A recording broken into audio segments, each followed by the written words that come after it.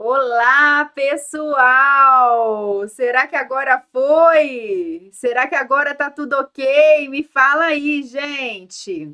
Comenta aí pra mim, me conta se tá tudo certo. Me conta. Tá tudo ok? Me avisem, gente. Me contem se eu tô aparecendo ou não. E aí, com som e imagem? Tudo ok? Ah, então tá. Então beleza. Então agora a gente vai começar de verdade. E aí, pessoal, saudade das nossas aulas ao vivo? Eu estou 2 semanas sem aula ao vivo, né? Eu sinto muita saudade de aula ao vivo, porque eu adoro estar aqui com vocês, brincar com vocês, contar muita fofoca, muita novidade. A aula de hoje é sobre temas gerais, tá? De direito previdenciário. Por que temas gerais? Sabe aquelas partes picadas que a gente não tá dentro de um conteúdo específico, mas a gente tem que dar essa aula? Então, esses temas gerais e sobre recursos administrativos no âmbito do INSS, né? Que foi um dos temas mais cobrados no último concurso e que tem aqueles detalhezinhos, aquelas decorebinhas que é importante para nossa prova, tá? Então é isso a nossa aula. Vou só rodar a vinheta para a gente começar de fato o nosso conteúdo para ficar bonitinho aí para os alunos, para os assinantes do Direção. 1, 2, 3 e já valendo!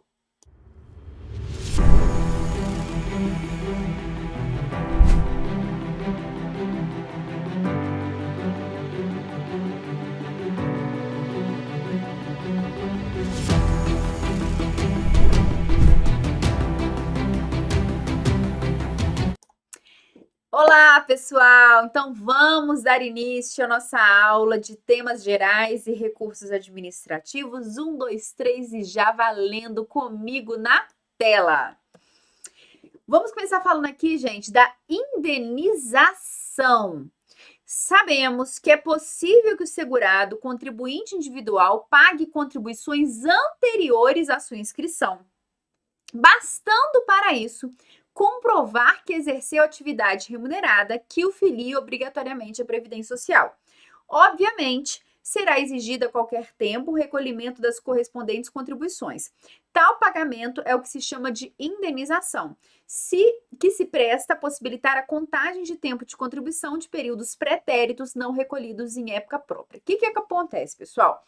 Com certeza, você deve ter algum conhecido, algum amigo, algum parente, contribuinte individual, porque os contribuintes individuais não gostam de colocar o dinheiro, tipo, colocar a mão no bolso para pagar a contribuição previdenciária, dói o coração.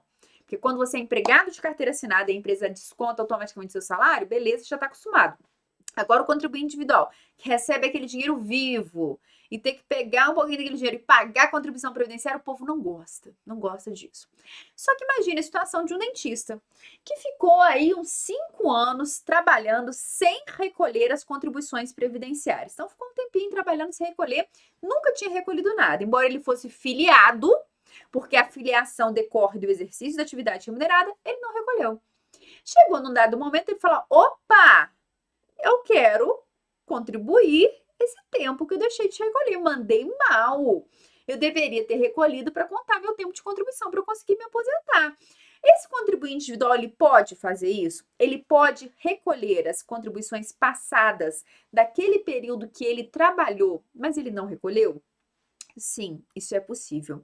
A isso a gente vai dar o nome de indenização. Então a gente diz que o contribuinte individual ele pode indenizar o INSS do período que ele exerceu atividade remunerada, mas que não recolheu, tá? Mas aí um detalhe, pessoal. Primeira observação importante. Esse período que ele vai indenizar para trás o INSS, de um período que ele trabalhou e não recolheu, primeiro, ele tem que comprovar que ele exerceu atividade remunerada. Ele não pode tirar da cachola e falar assim, eu quero pagar 5 anos, mas sendo que ele não trabalhou. Então, ele tem que provar que ele exerceu atividade remunerada para ele conseguir indenizar o INSS para trás. Como que se prova o exercício de atividade remunerada? Através de uma, exemplo, nota fiscal, tá? Comprovante, recibos de trabalho, recibos de pagamento, enfim, é assim que se faz prova desse exercício de atividade remunerada. Outro detalhe importante, esse período para trás, que o contribuinte individual quis indenizar o INSS de um período que ele trabalhou, mas ele não recolheu, vai ser computado como tempo de contribuição. Vai entrar na contagem do tempo de contribuição para sua aposentadoria, para os seus benefícios previdenciários. Todavia, não é contado como carência. Por quê? A carência, que é aquele tempo mínimo de contribuições para o recebimento de determinados benefícios previdenciários, para o contribuinte individual, ela só vai ser computada a partir do primeiro recolhimento em dia. Então, muita atenção. O contribuinte individual, ele pode sim indenizar o INSS desse período para trás que ele trabalhou e não recolheu. Isso é possível, desde que ele comprove documentalmente o exercício de atividade remunerada. Todavia, esse período que ele contribuiu, que vai ser computado como tempo de contribuição, não vai ser contado como carência, porque para que seja contado como carência é necessário o primeiro recolhimento em dia. Um recolhimento em dia. Dali para frente é contada a carência. Outro detalhe importante. Isso é muito comum cair em prova, tá, pessoal? Inclusive, eu fiz uma questão dessa muito bacana na minha última maratona de exercícios aí, CESP. Quem não assistiu, assista, tá? Muito legal. A última maratona de questões da CESP. E o facultativo? Ele pode indenizar o INSS de um período para trás? Imagina você, dona de casa, que nunca trabalhou na vida, e fala, nossa, mandei mal, já tô com uns 50 anos e nunca recolhi, e agora como é que eu faço? Eu quero pagar o INSS, eu tenho dinheirinho na poupança, eu quero indenizar o INSS desse período que eu não recolhi para ter direito à aposentadoria. Pode isso? Para o facultativo, isso não é possível. Porque como o facultativo vai indenizar o INSS de um período que não exerceu atividade remunerada? Não é assim, chegar e pagar para aposentar. O contribuinte individual, ele consegue, porque foi um período em que ele estava filiado ao regime geral de previdência social, todavia, sem recolher as contribuições, que era uma obrigação dele, tá? Lembrando que esse período que o contribuinte individual vai indenizar o INSS vai ter juros e correção monetária. Por que vai ter juros e correção monetária, pessoal? Porque quando a pessoa é filiada, quando a pessoa exerce atividade remunerada, ela tem a obrigação de recolher as contribuições previdenciárias, porque contribuição previdenciária é um tributo, né? A pessoa tem a obrigação de recolher. Se ela não recolhe, ela está em débito com o erário, em débito com os cofres públicos. Então, existe sim essa obrigatoriedade no recolhimento, certo? Então, é isso. Essa indenização, ela é possível tão somente para o contribuinte individual. Não abarca o segurado facultativo. E essa indenização de períodos pretéritos é contada como tempo de contribuição, mas não é computada como carência. Continuando. O valor da indenização corresponde a 20%. Então, o valor da indenização corresponde a 20%. Por quê? Porque o contribuinte individual que presta serviço à pessoa física, ele vai recolher 20% sobre o valor da remuneração. Da média aritmética simples dos maiores salários de contribuição reajustados correspondente a 80% de todo o período contributivo desde a competência de julho de 94. A questão toda, pessoal, é que essa média aritmética, ela foi alterada. Então, não vai ser mais 20% sobre a média dos 80% maiores contribuições, vai ser 20% sobre a média aritmética das 100% contribuições. Da remuneração sobre a qual incidem as contribuições para o regime próprio de previdência social, a que estiver filiado e interessado, no caso de indenização para fins de contagem recíproca do tempo de contribuição, e sobre os valores indenizados, incidirão juros moratórios de 0,5% ao mês, capitalizados anualmente, limitados ao percentual máximo de 50% e multa de 10%. O valor da indenização poderá ser objeto de parcelamento por solicitação do segurado à Secretaria da Receita Federal do Brasil, do Ministério da Economia. Pessoal, é o seguinte, imagina só, o contribuinte dá um taxista que queira recolher períodos pretéritos em que ele não pagou a contribuição previdenciária. Ele pode solicitar o parcelamento? Sim. Para quem ele solicita esse parcelamento? Para a Receita Federal e não para o INSS. Por quê?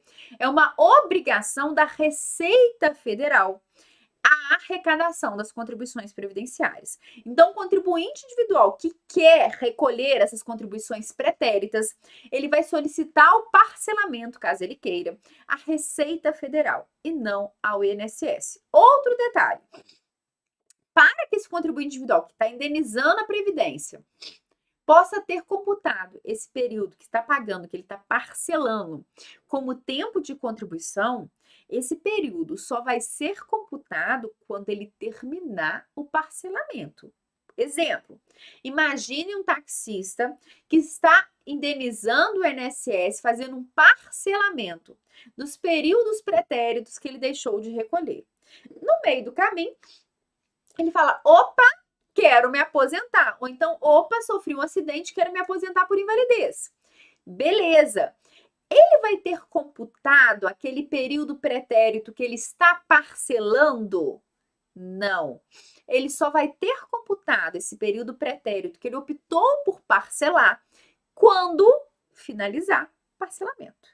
Então, só vai ser computado quando ele terminar de pagar, porque a Previdência, a Receita Federal não é boba, não. Ela fala o seguinte, olha, tudo bem, você pode parcelar, mas termina de pagar para depois a gente contar esse tempo de contribuição, tá ok? Para fins de contagem recíproca, o tempo de serviço prestado pelo trabalhador rural anteriormente à competência de novembro de 1991 somente será reconhecido por meio de indenização, de que trata o parágrafo 13º do artigo 216. Vou te dar um exemplo, pessoal. Imaginem um trabalhador rural que foi aprovado no concurso do INSS. Pronto, passou. O moço lá com toda dificuldade, ficava aqui no YouTube assistindo minha aula, né? Em toda segunda-feira, e conseguiu passar no concurso do INSS. Que alegria! Só que a gente sabe que o trabalhador rural, segurado especial, ele não possui a obrigatoriedade de efetuar os recolhimentos mensais. Então, ele está lá trabalhando na roça, plantando taioba, e esse período seria computado se ele fosse se aposentar como segurado especial, mas agora ele passou no concurso público do INSS. E esse segurado especial, ele está querendo saber se esse período de trabalho rural dele pode ser computado, levado para o regime próprio, como se fosse uma contagem recíproca, lembra? Contagem recíproca? Levar o tempo de contribuição de período para um outro regime, de um regime para o outro.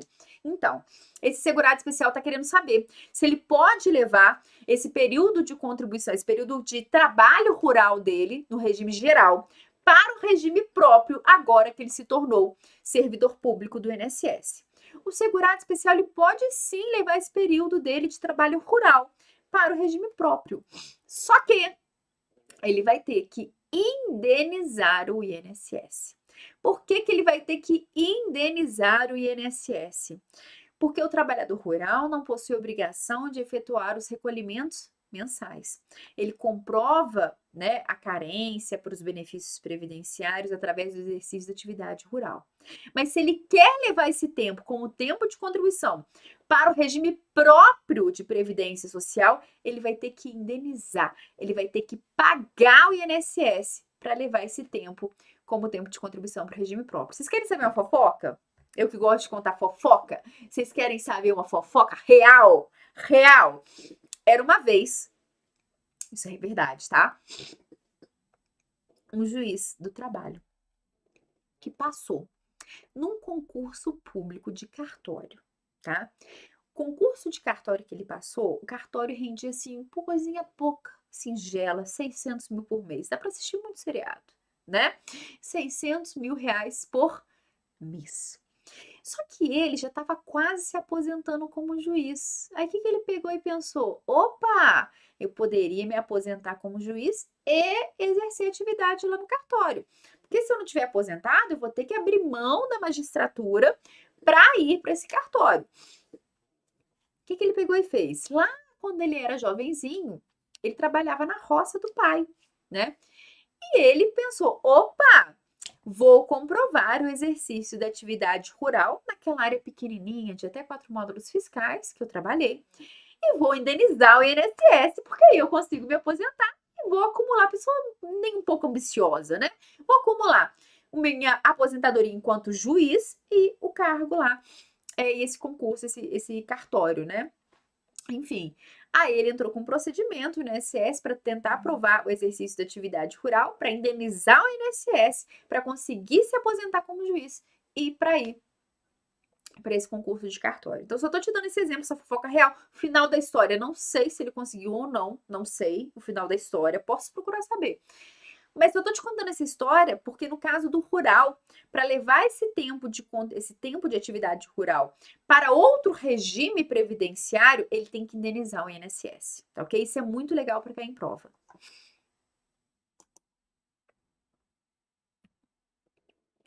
Contagem recíproca do tempo de contribuição. Artigo 94 a 99 da Lei 8.213 e artigo 125 a 135 do Decreto 3.048. Contagem recíproca de tempo de contribuição é a possibilidade de comunicabilidade dos tempos de contribuição da atividade privada, rural e urbana com o tempo de contribuição de serviço na atividade de administração pública, para efeito dos benefícios concedidos. Pessoal, contagem recíproca, a gente já está falando disso aqui já faz muito tempo para quem assiste as aulas, né? É levar o tempo de trabalho em um regime previdenciário para outro regime previdenciário. Mas vamos ler os dispositivos legais sobre isso. De acordo com o artigo 96, da Lei 8.213. O tempo de contribuição de serviço será contado de acordo com a legislação pertinente, observadas as normas seguintes. Não será admitida a contagem em dobro ou outras condições especiais. É a conhecida contagem ficta de tempo de serviço, que ocorria, por exemplo, com as licenças não gozadas e a qual foi vedada pela Emenda Constitucional 20 de 98. Então, não será admitida a contagem em dobro ou em outras condições especiais para fins de contagem recíproca. Pessoal, já ouviram falar de licença-prêmio? Já ouviram falar de licença-prêmio? Que era muito comum para servidores públicos antigos, era uma beleza, pessoal. Por quê? Ou a pessoa tirava aquela licença-prêmio, que era mais ou menos 3 meses de licença. Olha que alegria, ficar 3 meses em casa, pipoca com queijo, né? Uma beleza. Então, 3 meses de licença, ou essa pessoa poderia optar por vender esse período e receber em dinheiro, ou essa pessoa poderia optar por trabalhar esse período e ter esse tempo contado em dobro. Então, tinha muitos servidores, isso foi muito comum nos estados, tinha muitos servidores estaduais que nunca tiraram uma licença-prêmio e conseguia se aposentar rapidinho. Porque o período dessa licença trabalhado era computado como se fosse dobro. Então, os 3 meses valia como se fosse 6 meses. Isso foi vedado, isso não é possível. Isso terminou com a Emenda Constitucional 20 de 1998, porque hoje é proibida a contagem de tempo ficto, né? Por que um tempo fictício? Uma contagem é vedada a contagem fictícia de tempo. Por qual motivo? Porque é um período que a pessoa não trabalhou e está sendo computado, né? A pessoa trabalhou 3 meses, está valendo como se fosse 6. Ela não trabalhou 6 meses. Então, isso não é mais permitido no nosso ordenamento jurídico. É vedada a contagem de tempo de serviço público com a de atividade privada quando concomitantes. Se o segurado exerceu ao mesmo tempo 2 atividades, uma no serviço público e outra na iniciativa privada.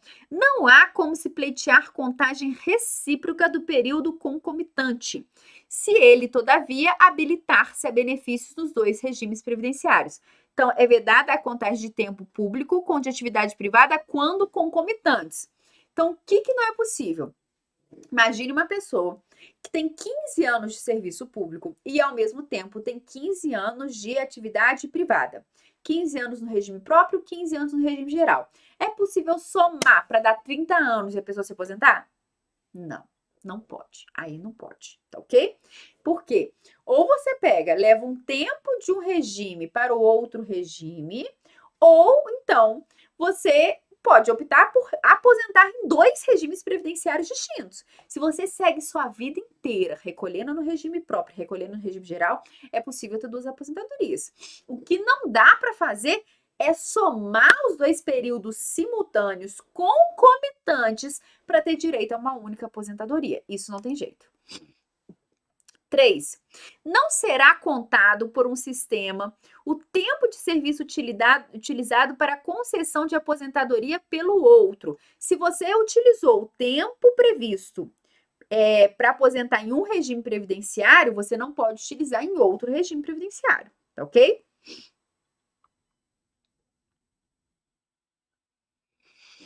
O tempo de serviço anterior ou posterior à obrigatoriedade de filiação à Previdência Social só será contado mediante indenização da contribuição correspondente ao período respectivo, com acréscimo de juros moratórios de 0,5 ao mês, capitalizados anualmente e multa de 10%.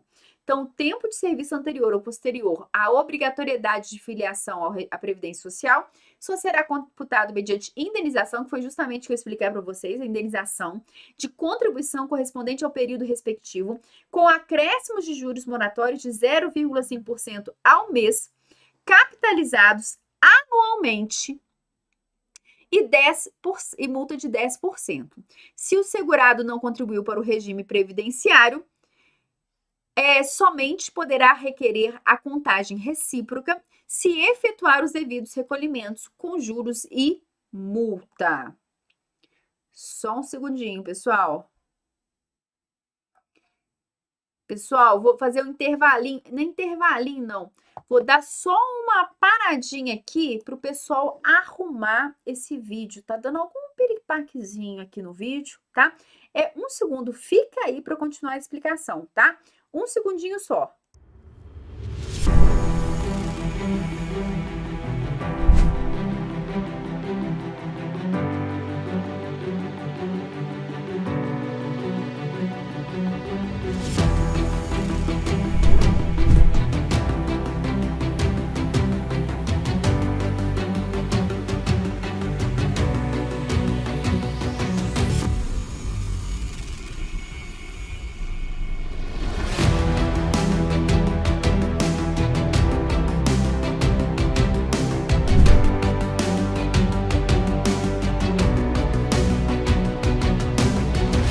As pessoas já tiveram filhos, já fizeram isso, fizeram aquilo, e eu ali, 6 anos, né, larguei um pouquinho o lado pessoal para ir em torno de um sonho, né, ir atrás de um sonho.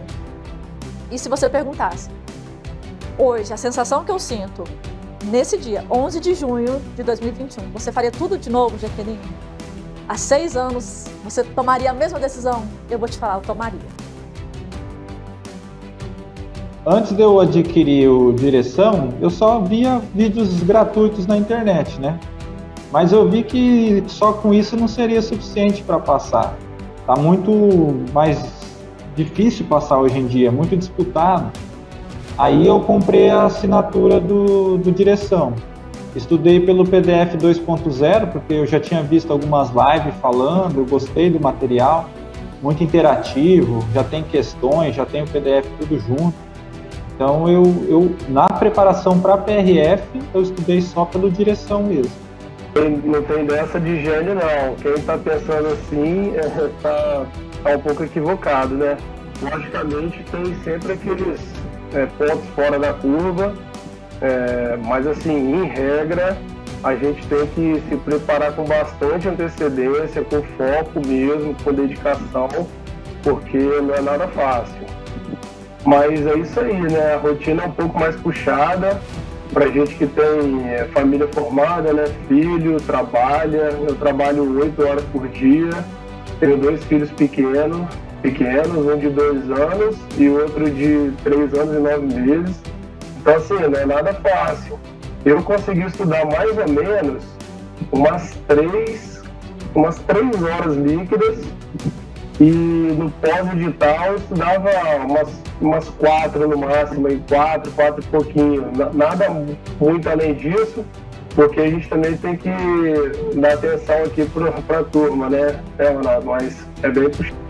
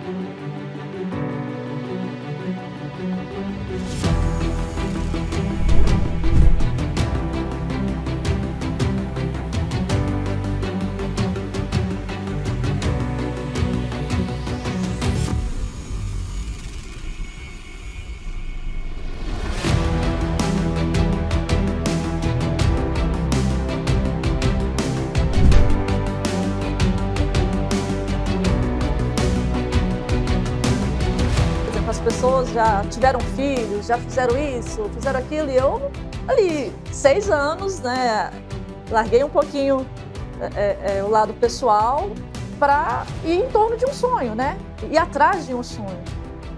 E se você perguntasse, hoje, a sensação que eu sinto nesse dia, 11 de junho de 2021, você faria tudo de novo, Jaqueline? Há 6 anos, você tomaria a mesma decisão? Eu vou te falar, eu tomaria. Antes de eu adquirir o Direção, eu só via vídeos gratuitos na internet, né? Mas eu vi que só com isso não seria suficiente para passar. Tá muito mais difícil passar hoje em dia, muito disputado. Aí eu comprei a assinatura do Direção. Estudei pelo PDF 2.0, porque eu já tinha visto algumas lives falando, eu gostei do material, muito interativo, já tem questões, já tem o PDF.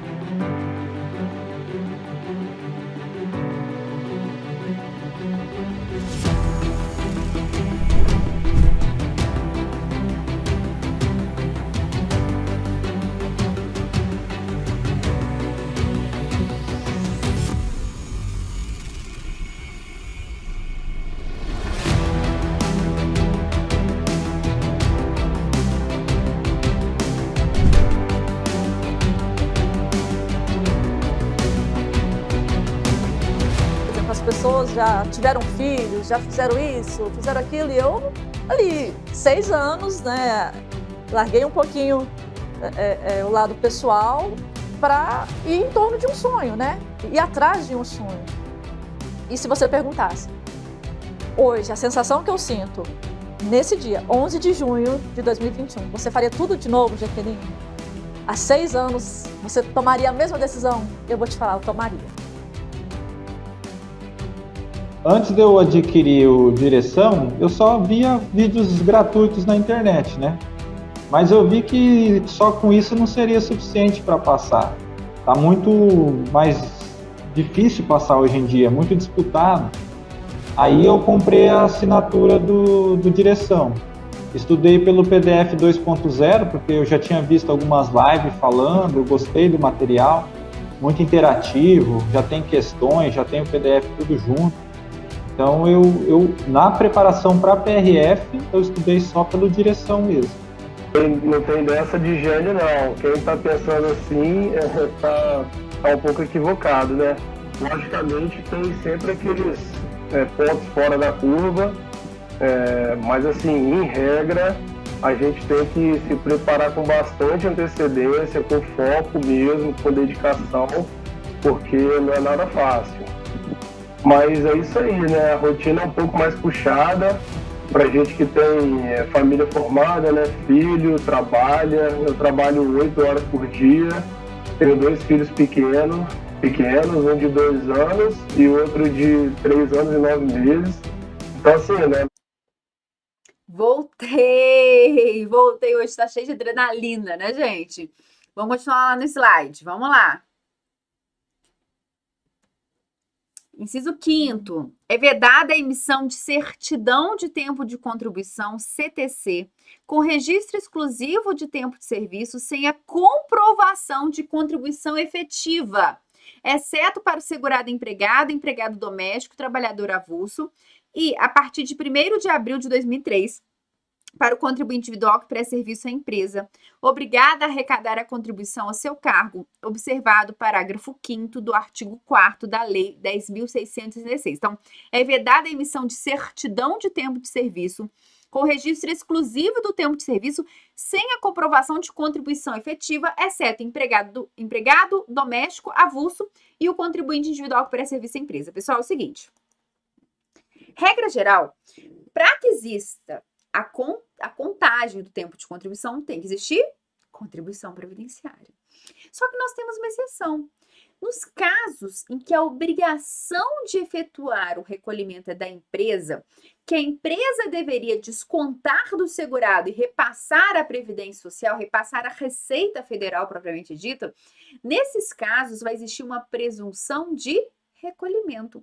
E é isso que a legislação está falando. Regra geral, para ser emitida essa certidão de tempo de contribuição, ela só vai ocorrer se ocorrer de fato a contribuição efetiva.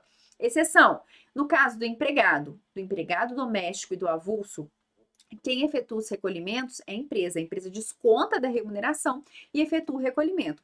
E no caso do contribuinte individual que presta serviço à empresa, a empresa também desconta da remuneração a contribuição e repassa à Previdência Social, tá? Com detalhe que em relação ao contribuinte individual que presta serviço à empresa, isso só começou a ser possível, essa presunção do recolhimento é somente a partir de 1º de abril de 2003, tá? A contribuição do tempo de serviço somente poderá ser emitida por regime próprio de previdência social para ex-servidor.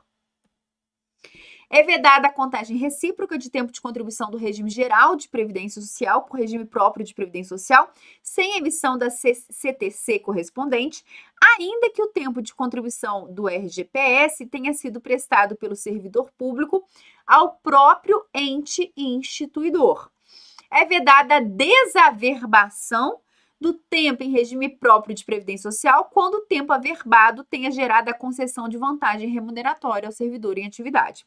Para fins de elegibilidade das aposentadorias especiais, parágrafo 4º do artigo 40, parágrafo 1º do artigo 201, os períodos reconhecidos pelo regime previdenciário de origem como de tempo especial sem conversão em tempo comum deverão estar incluídos nos períodos de contribuição compreendidos na CTC e discriminados de data a data. Para efeito de contagem recíproca, o período em que o segurado contribuinte individual e facultativo tiverem contribuído com 11% sobre o salário mínimo só será computado se forem complementadas as contribuições.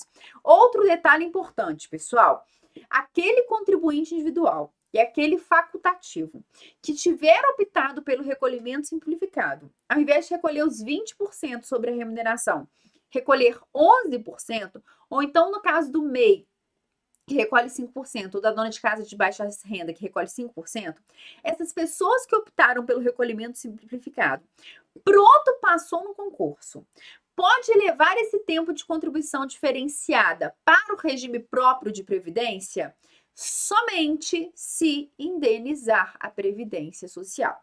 Então, você que está aí na sua casa e recolhe hoje como MEI, pronto, passou no concurso do INSS. Esse período que você recolheu como MEI, você pode levar para o regime próprio de previdência somente se você pagar, se você indenizar a Previdência Social, complementando a diferença. Então, se você recolhe 5%, a diferença vai ser 15%, né? Que a regra é 20%, então você vai ter que indenizar esses 15% com juros e correção monetária, tá? Então, quando o facultativo e o contribuinte individual optam pelo recolhimento diferenciado, eles só podem levar esse período para o regime próprio de previdência se eles indenizarem a Previdência Social.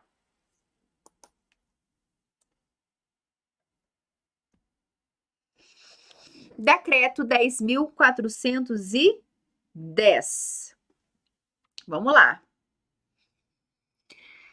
Para os fins desse artigo, é vedada conversão do tempo de contribuição exercida em atividades sujeitas às condições especiais nos termos do disposto do artigo 66, conversão do tempo cumprido pelo segurado com deficiência, reconhecido na forma do artigo 70D, em tempo de contribuição comum, contagem de tempo fictício. Então, atenção ao primeiro inciso, conversão do tempo de contribuição exercida em atividades sujeitas às condições especiais nos termos do disposto do artigo 66. Pessoal, como aqui a gente está falando de indenização, de contagem recíproca, enfim, uma grande alteração promovida pela reforma da Previdência é que ela não permite mais a conversão do tempo especial em tempo comum. Isso foi trabalhado na aula de aposentadoria especial. Então, todo aquele período que o indivíduo trabalhou de forma especial, o exemplo do moço que trabalha na mina subterrânea, que é uma atividade mega insalubre. Então, esse período, se ele muda de atividade, não é possível mais converter aquele tempo especial em comum, ou seja, aquele tempo especial não vai ser computado como um tempo maior de contribuição do que o que ele efetivamente trabalhou. Isso não é mais possível após a reforma da Previdência. Anteriormente, era possível a conversão desse tempo de trabalho especial em trabalho comum ou um tempo de trabalho muito especial em um que fosse menos nocivo. Isso não é mais possível, tá ok? Artigo 125, parágrafo 4º-A. Para efeitos de contagem recíproca, a partir de 14 de novembro de 2019, somente serão consideradas as competências cujo salário de contribuição tenha valor igual ou superior ao limite mínimo mensal do salário de contribuição para o RGPS, observado o disposto no artigo 19-E. Outra alteração bomba, tá? Outra alteração bombástica que veio aí com a reforma da Previdência e está previsto no decreto 10.410. Agora, para que exista essa contagem recíproca, levar o tempo de contribuição de um período para o outro regime, de um regime previdenciário para o outro regime previdenciário, só vai ser possível se aquela contribuição previdenciária incidir sobre, no mínimo, um salário mínimo. Se a contribuição previdenciária, isso a partir da reforma, a partir exatamente do dia 14 de novembro de 2019, tá? Só vai ser contado, então, só vai ser possível a contagem recíproca, levar o período de contribuição do regime geral para o regime próprio, se as contribuições incidirem no mínimo sobre o salário mínimo. Notem que essa regra só é válida para empregado avulso e doméstico a partir de 14 de novembro de 2019. Somente a partir do dia 14 de novembro de 2019. Por quê? Porque antes, se o empregado trabalhasse um dia e a empresa recolhesse, com base em um dia de trabalho, muito menos de um salário mínimo, aquele tempo seria computado como tempo de contribuição para o empregado, para o avulso e para o doméstico. A partir da reforma da Previdência, para todas as categorias de segurado, a contribuição só vai ser computada como tempo de contribuição se incidir sobre, no mínimo, um salário mínimo. Então, imagine que em 2020, uma pessoa trabalhou durante o ano inteiro, praticamente, recolhendo sobre percentuais inferiores ao salário mínimo. Significa dizer que todo esse período não vai poder ser levado para outro regime previdenciário, a não ser que o indivíduo indenize a previdência social. Tá? Então, lembre-se disso. Esse tempo de contribuição só vai ser levado para o outro regime previdenciário a partir do dia 14 de novembro de 2019, se a base de cálculo for, no mínimo, um salário mínimo.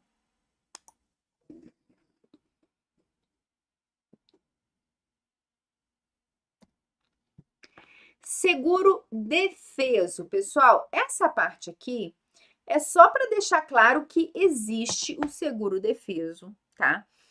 Que a gente vai ter que aguardar para saber se vai vir na sua prova ou não. Por quê?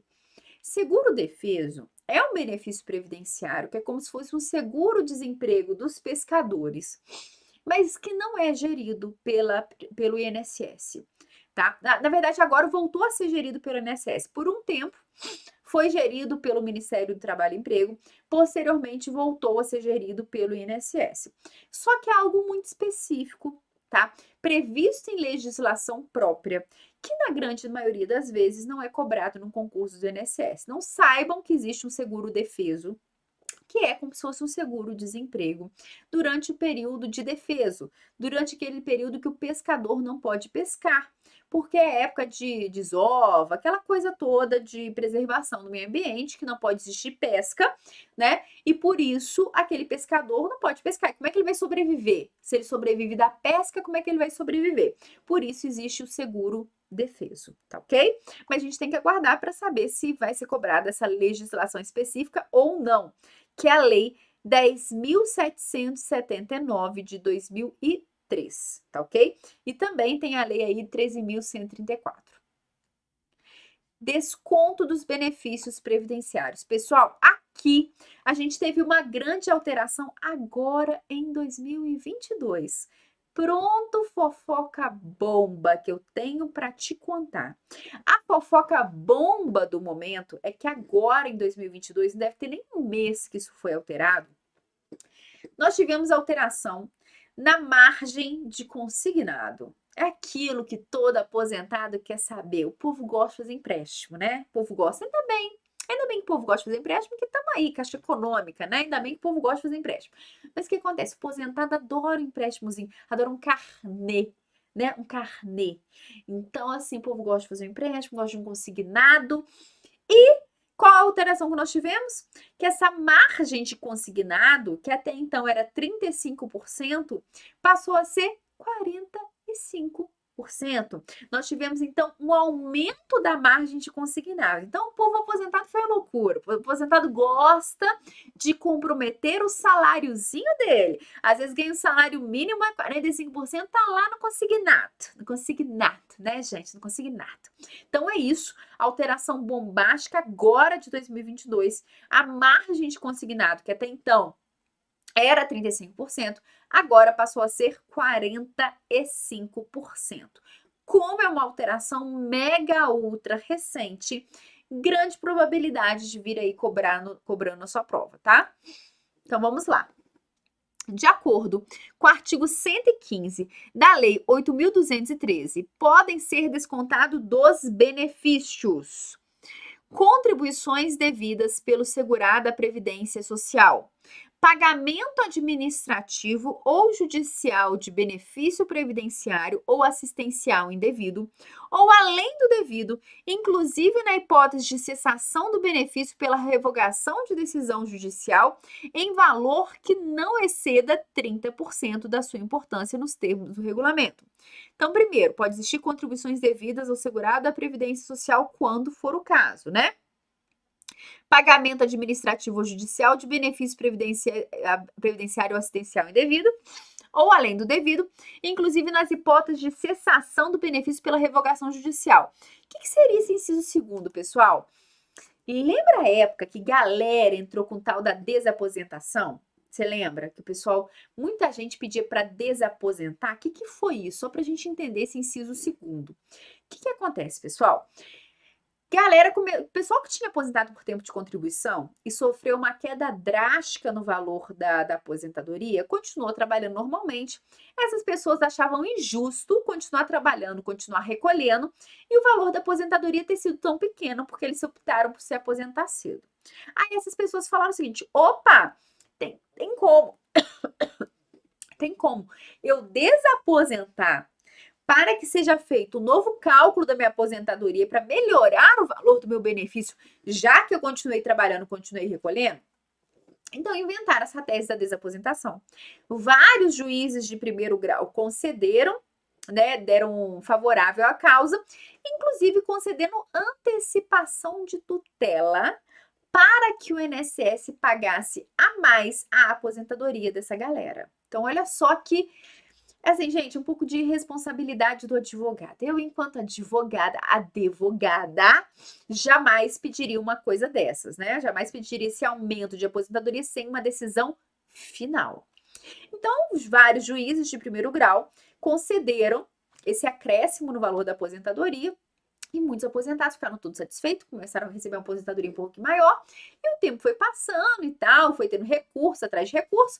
STF veio, acabou com essa bagunça, falou: não, senhor, não pode. Se você quis se aposentar por tempo de contribuição jovem, problema é seu. Você poderia ter continuado trabalhando, recolhendo, e poderia ter uma aposentadoria maior. Você não quis porque não estava afim, você quis aposentar cedo, foi uma escolha sua. Então, não tem como desaposentar e solicitar um novo cálculo. Você poderia ter continuado trabalhando, aposentado por idade, ou aposentado com tempo de contribuição maior, para aumentar o valor do seu benefício, você que não quis, tá? Então, a STF acabou com isso, falou: não pode, não pode, não pode. E aí? E aquelas pessoas que tinham recebido esse valor a mais? O que aconteceu? Que teve antecipação de tutela lá no primeiro grau. Teve que devolver. Essa galera, esses aposentados, tiveram que restituir o INSS. Tiveram que restituir os cofres públicos, porque teve essa alteração em sede lá do STF. Então, é disso que eu estou falando aqui no inciso 2º. Olha só, pessoal. Pagamento, então, pode ser descontado do valor do benefício previdenciário. Pagamento administrativo ou judicial de benefício previdenciário ou assistencial indevido. Então, foi pago o benefício indevido. Ou além do devido, inclusive na hipótese de cessação do benefício pela revogação de decisão judicial, em valor que não exceda 30% da sua importância nos termos do regulamento. Então, observem que, no caso de desconto do valor da aposentadoria, em virtude de decisão judicial ou de restituição, ou porque a decisão judicial foi cancelada, nesse caso, o abatimento, o desconto vai ser de até 30%. Não confundam com o desconto no caso de consignado, que pode ser até 45%, tá? Então, aqui, o desconto no valor do benefício em virtude de decisão judicial administrativa, de benefício que foi pago a maior, ou então decisão judicial que cancelou o benefício previdenciário, nesse caso o desconto é de até 30%. No caso de empréstimo consignado, é até 45%. Não confunda uma coisa com outra, tá ok? Imposto de renda retido na fonte, então pode ter aí imposto de renda retido na fonte. E pensão de alimentos decretadas em sentença judicial, isso aqui é clássico, né, pessoal? Pensão alimentícia descontado direto no benefício da pessoa. Mensalidades de associações e demais entidades de aposentados legalmente reconhecidas, desde que autorizadas por seus filiados. Então, mensalidade aí de associação de aposentado pode ter esse desconto direto no benefício. Agora sim, a fofoca bomba, a alteração do momento, que é a Lei 14.431 de 2022, tá? Agora sim, a nossa grande alteração, que fala o seguinte: pagamento de empréstimos, financiamentos e operações de arrendamento mercantil concedidos por instituições financeiras e sociedade de arrendamento mercantil, ou por entidades fechadas ou abertas de previdência complementar, públicas ou privadas, quando expressamente autorizadas pelo beneficiário até o limite de, grifem aí, 45% do valor do benefício, sendo 35% destinados exclusivamente a empréstimos, financiamentos e arrendamentos mercantis. 5% destinados exclusivamente a despesas contraídas por meio de cartão de crédito consignado ou a utilização de finalidade de saque por meio de cartão de crédito consignado. E 5% destinados exclusivamente à amortização de despesas contraídas por meio de cartão consignado de benefício ou a utilização com finalidade de saque por meio de cartão consignado de benefício, tá? Então, pessoal, desses 45%, 5% é cartão de crédito consignado e 5% cartão consignado de benefício, tá ok? Então, eu aconselho a memorização desse dispositivo, tá? Porque é alteração recente. Inclusive, memorizem, porque é 30% mais 5% mais 5%. Então, esses percentuais que o total é 45, tem que memorizar também, tá? Justificação administrativa para tudo, pessoal, aqui comigo. Esse tema é um tema muito importante para sua prova, que é a justificação administrativa. Com certeza absoluta, uma ou duas questõezinhas aí na sua prova. E o que é isso? O que é a chamada justificação administrativa? É um procedimento administrativo perante o INSS em que o segurado busca fazer prova ou de dependência econômica ou de uma união estável, tá? Então, o segurado ele quer provar que ou ele é dependente econômico ou ele tem união estável. Para quê, gente? Para receber um benefício previdenciário. Então, a gente diz que essa justificação administrativa, ela jamais vai ser um procedimento autônomo, porque ela só vai existir quando o segurado quiser ter direito a um benefício previdenciário, quando quiser alguma coisa da Previdência Social. Ninguém chega do nada lá no INSS e fala, moço, eu quero provar que eu sou dependente econômico de fulano de tal. Tem como? Tem como provar? Ninguém faz isso, gente. A gente só faz esse tipo de coisa, a gente só quer provar a dependência econômica, união estável, quando chega a hora de receber um benefício, ou pensão por morte, ou auxílio reclusão. É só nessa hora que o dependente aparece, não é assim que funciona? É assim que funciona. Então, anotem com letras garrafais no seu caderno que a justificação administrativa não é um procedimento autônomo.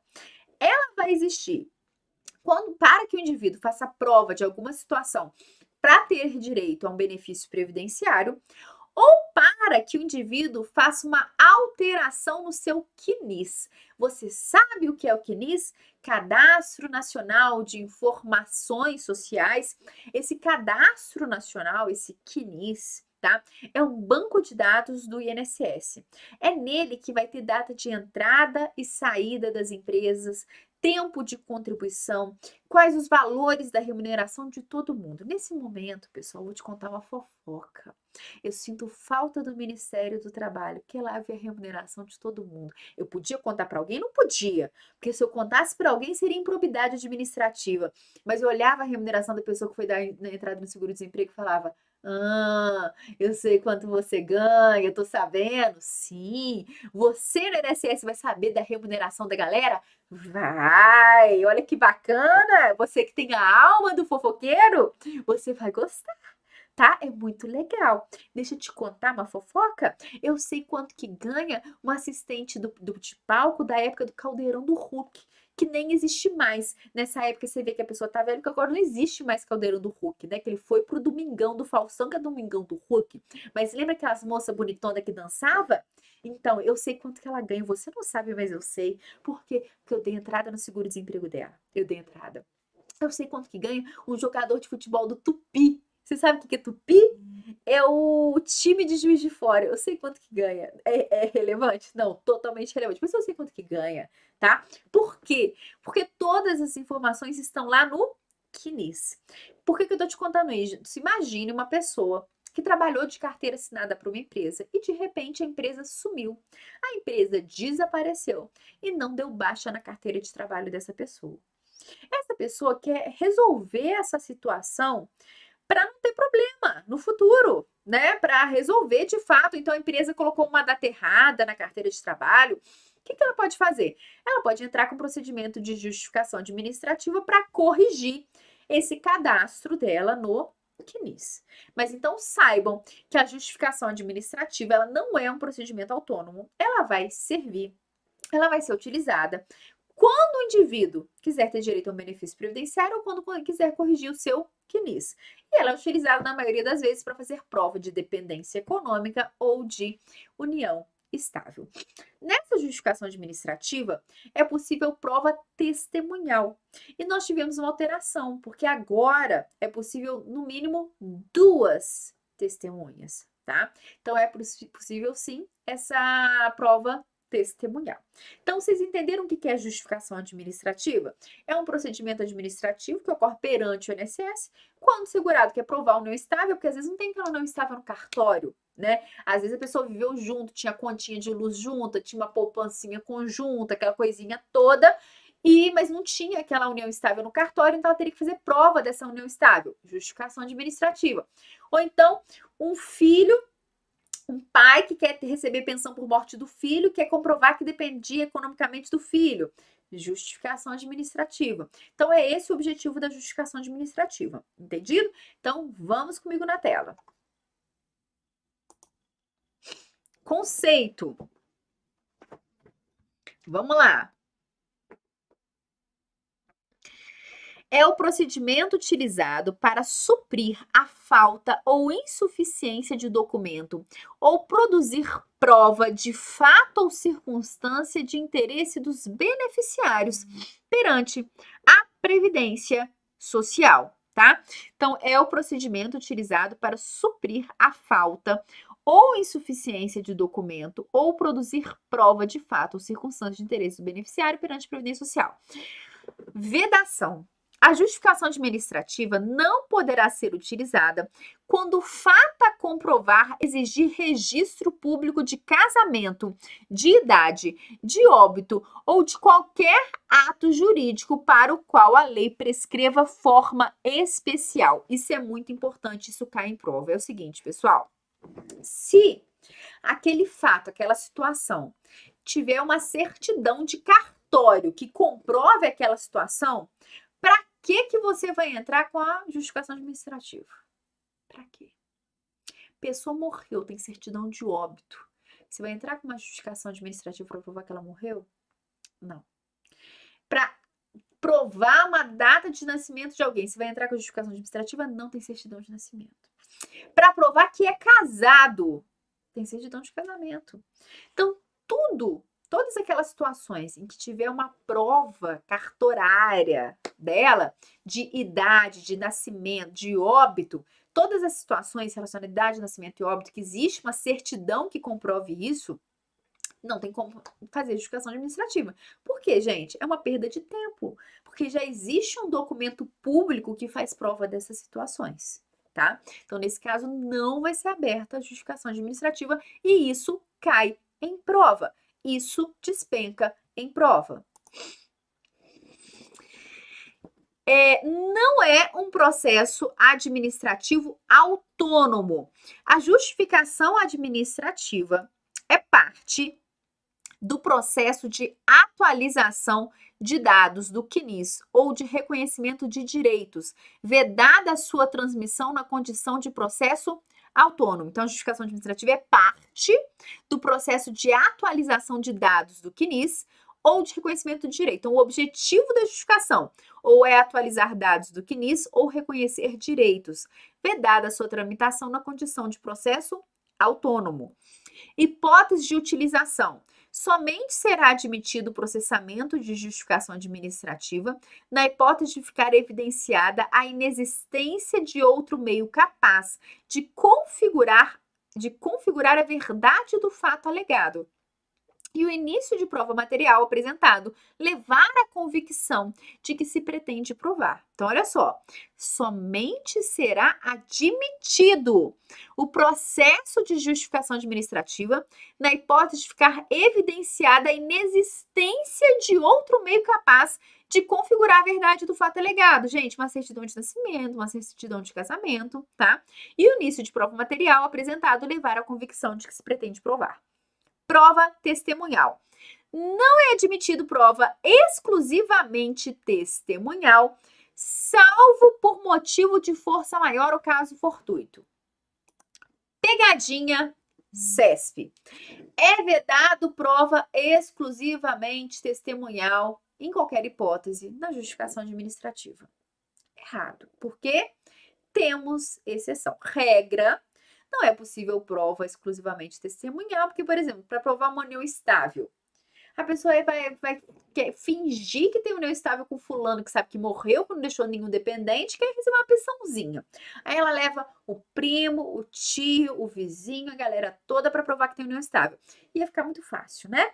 Então, por isso, não pode existir prova exclusivamente testemunhal na justificação administrativa. É possível levar testemunha? É. Mas só testemunha? Não. Tem que ter o início de prova material. Exceção. No caso de caso fortuito ou força maior, é possível prova exclusivamente testemunhal. Então, vai ter caso que na justificação administrativa só vai ter prova testemunhal. Por quê? Caso fortuito ou força maior. Exemplo. Era uma vez um indivíduo que trabalhou numa empresa e a empresa pegou fogo com a carteira de trabalho dele dentro e com o registro de empresa dentro. E foi numa época em que não existia o CNIS. Lá em 1900 antigamente. Não tinha CNIS naquela época, tá? Tanto que no Ministério do Trabalho a gente mexia muito com isso. Porque antes do CNIS, o banco de dados mais utilizado era RAIS. Vocês já ouviram falar de RAIS? Não é raiz, não, é RAIS, tá? Que é um sistema muito antigo lá do Ministério do Trabalho. Enfim, então imagine que o indivíduo trabalhou muito antigamente numa empresa que pegou fogo. A empresa pronto pegou fogo. Tem um caso aqui em Juiz de Fora que a empresa TT Festas. Empresa de festa infantil pegou fogo. Nem me fale isso, gente. Final de semana é festa de 1 ano da minha filha, tá? Então, assim, estou movida a um evento, porque eu gosto de eventos, eu gosto de festa, eu gosto do agito. Tô empolgada. Enfim, esse negócio de festa infantil pegou fogo, né? Então, imagina que isso foi muito antigamente, queimou a carteira de trabalho, livro de registro. E aí, como é que a pessoa prova que trabalhou aquele período naquela empresa? Vai ter que ser prova exclusivamente testemunhal. Mas é importante salientar que esse caso fortuito, essa força maior, tem que ser um evento notório. Por exemplo, esse incêndio saiu no jornal da época. Todo mundo da época sabe que teve esse incêndio nessa empresa na data tal. Ou seja, é um fato notório, tá? Muito embora seja um evento fortuito, força maior, caso fortuito, foi algo notório que todo mundo tem conhecimento, tá? Porque senão é muito fácil falar, porque pegou um foguinho, tá? Um foguinho ali na cozinha, minha carteira pegou fogo do nada no fogão da cozinha da empresa. Não, gente, tem que ser algo bem notório, tá ok? Caracteriza, portanto, por exemplo, motivo de força maior ou caso fortuito, a verificação de ocorrência notória, tais como incêndio, inundação ou desmoronamento que tenha atingido a empresa na qual o segurado alegue ter trabalhado, devendo ser comprovada mediante registro da ocorrência policial, feita em época própria ou apresentação de documentos contemporâneos aos fatos e, desde que verificada a correlação entre as atividades da empresa e a profissão do segurado. Então, desde que verificada a correlação entre a atividade da empresa e a profissão do segurado. Isso aqui é muito importante, pessoal. Então, para ficar configurado caso motivo de força maior e caso fortuito, tem que ser uma situação notória, tem que existir essa correlação entre a atividade da empresa e a profissão do segurado, tá? Se a empresa não estiver mais em atividade, deverá o interessado juntar prova oficial de sua existência no período em que pretende provar. Então, a empresa não existe mais, mas aí o segurado tem que provar que ela existiu naquela época em que ele quer provar que ele trabalhava lá. Então, a homologação da justificação judicial processada com base em prova exclusivamente testemunhal dispensa a justificação administrativa se complementada com o início de razoável de prova material. Então, existe a justificação judicial. Se teve uma justificação judicial, ainda que ela tenha ocorrido exclusivamente por prova testemunhal, ela vai dispensar a justificação administrativa se ela for complementada com início de prova material. Exemplo. Eustáquio, empregado doméstico, acionou sua antiga empregadora, Odete, para o reconhecimento de vínculo trabalhista no período de 1974 a 1993. Não possuía, no entanto, qualquer documento que comprovasse o seu pleito. Valeu-se, então, dos depoimentos de sua empregadora, Odete, e das supostas companheiras de trabalho, Cleide e Noélia. O juiz do trabalho, com base nas provas testemunhais, reconheceu a relação de emprego no período que abrange os 20 anos demandados. Eustáquio, então, dirigiu-se à agência da Previdência Social mais próxima e requereu a contagem de tempo, conforme reconhecimento judicial. Nessa situação, segundo a legislação previdenciária, Eustáquio não terá direito à contagem de tempo, pois o processo não foi instruído com prova material. Sentindo-se prejudicado, a solução é recorrer à Justiça Federal, pleiteando o reconhecimento do tempo para fins previdenciários. Alterações promovidas pelo decreto no que diz respeito à justificação administrativa. A justificação administrativa constitui meio para suprir a falta ou a insuficiência de documento, ou para produzir prova de fato ou circunstância de interesse dos beneficiários perante a Previdência Social. A justificação administrativa é parte do processo de atualização de dados do CNIS ou de reconhecimento de direitos, vedada sua tramitação na condição de processo autônomo. Possibilidade de justificação para correção do CNIS antes de requerimento de benefício previdenciário. O que acontece, pessoal? Como eu disse para vocês, a justificação administrativa, atualmente, ela pode ser utilizada também para a atualização do CNIS. Essa é uma alteração recente promovida pelo Decreto 10.410. Antes, só se falava em justificação administrativa para o reconhecimento de direitos. Atualmente, também, ela pode ocorrer para a alteração do CNIS. Prova material somente terá validade para a pessoa referida no documento, vedada a sua utilização por outras pessoas. Então, a prova material somente terá validade para a pessoa referida no documento, vedada a sua utilização por outras pessoas. Isso tem sofrido muita crítica, porque afronta a jurisprudência relacionada ao rural. Porque o rural, pessoal, a entidade familiar como um todo, entra ali naquele regime de subsistência e para todo mundo vai ser computado o tempo de serviço rural. Então, esse parágrafo 4º tem sido muito criticado, tá ok? Número mínimo de testemunhas passou a ser apenas 2. Antes era de 3 a 6, agora é de 2 a 6. Então, outra alteração. Para o processamento da justificação administrativa, o interessado deverá apresentar requerimento no qual exponha clara e minuciosamente os pontos que pretende justificar, além de indicar testemunhas idôneas em número não inferior a 2 nem superior a 6, cujos depoimentos possam levar à convicção da veracidade do que se pretende provar. Questãozinha de prova para a gente fixar. Raimunda, segurada da Previdência Social, conviveu em regime de união estável com Cláudio por 12 anos, até falecer. Raimunda não inscreveu Cláudio como seu dependente previdenciário. Nessa situação, caso o INSS exija a prova da união estável para a concessão do benefício, Cláudio poderá utilizar-se da justificação administrativa. Gente, então ela conviveu em regime de união estável com Cláudio por 12 anos até falecer. Raimunda não inscreveu Cláudio como seu dependente. Pode utilizar a justificação administrativa nesse caso, pessoal? Questão correta. Caso Cláudio não possua as provas documentais exigidas pelo INSS para comprovação de seu união estável com Raimunda, ele poderá se valer da justificação administrativa, corroborando o início de prova documental com testemunhas apresentadas, conforme o artigo 142 e seguintes do decreto 3.048. O que acontece, pessoal?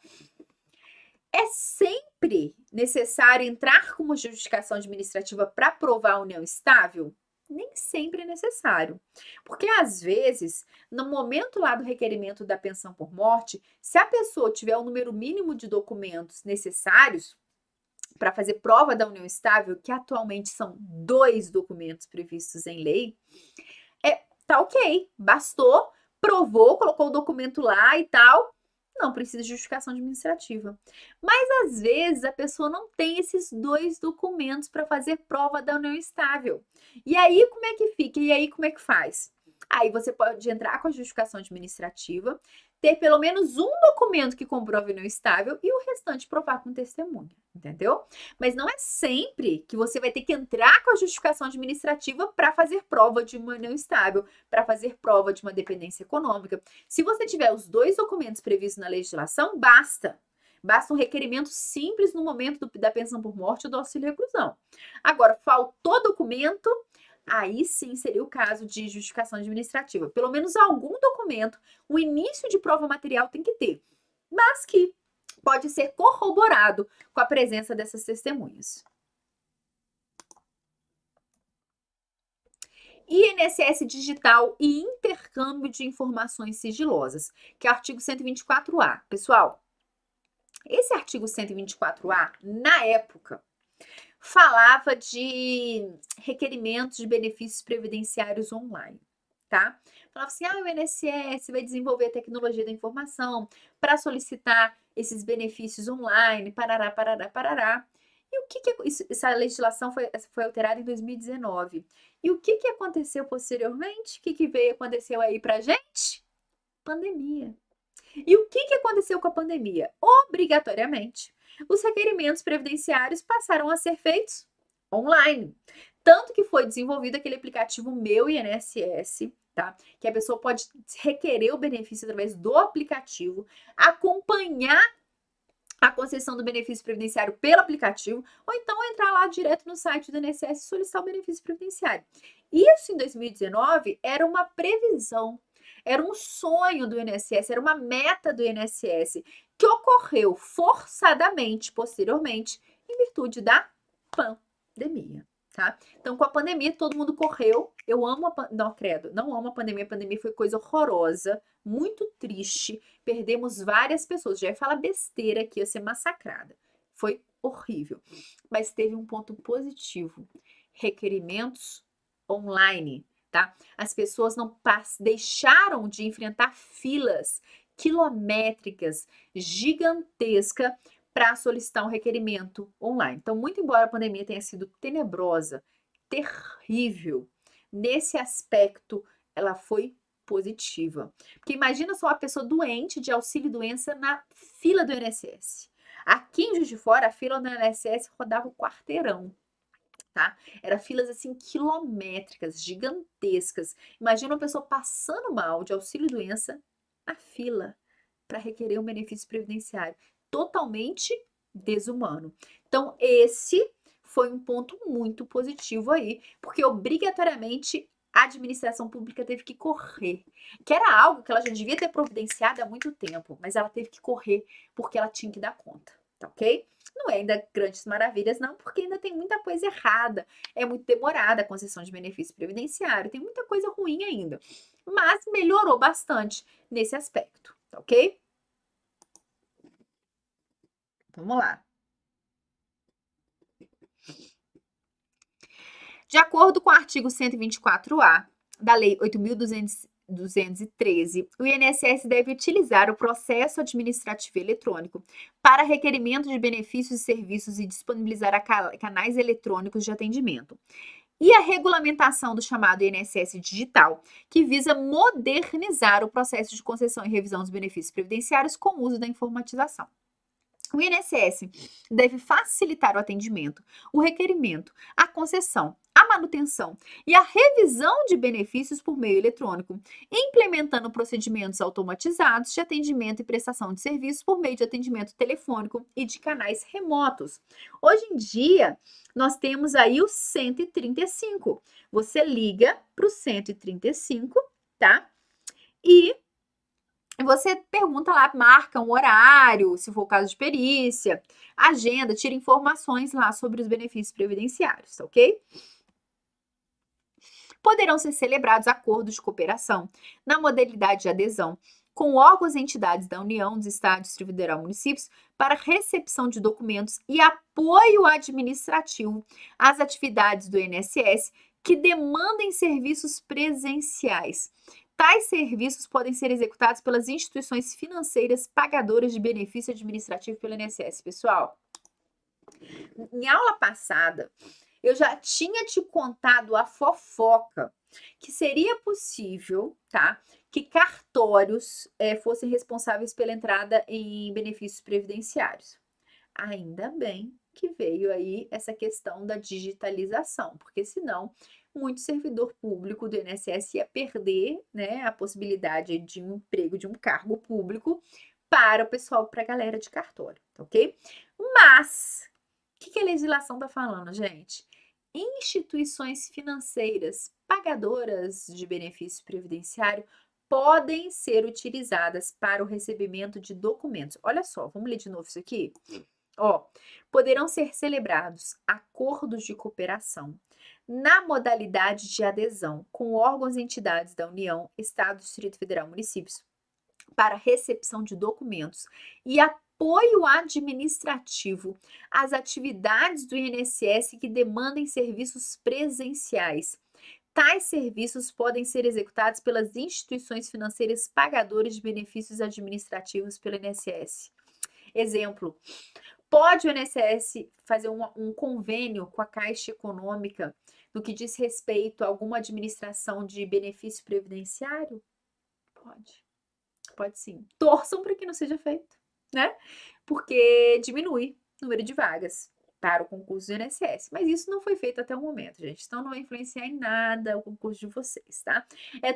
São todas possibilidades legais, mas que nunca foram implementados. Isso aí é de 2019. Até hoje não tem isso, tá? Existe a possibilidade? Existe. Foi feito?